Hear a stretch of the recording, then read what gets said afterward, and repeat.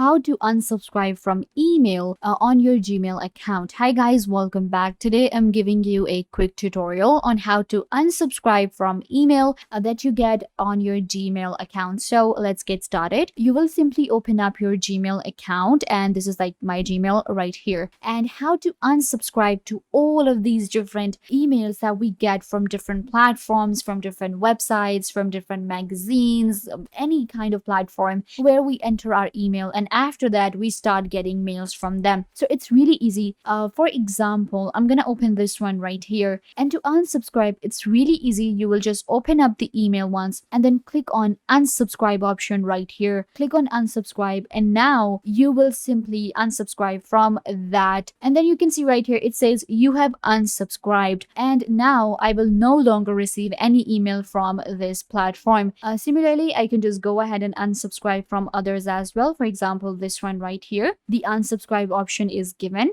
Click on unsubscribe again, and then it will verify that you have unsubscribed from a certain platform. It's very easy to do, and now you know how to unsubscribe from email on your Gmail account. Don't forget to give this video a big thumbs up, leave a comment down below, turn on bell notification, and subscribe to the YouTube channel.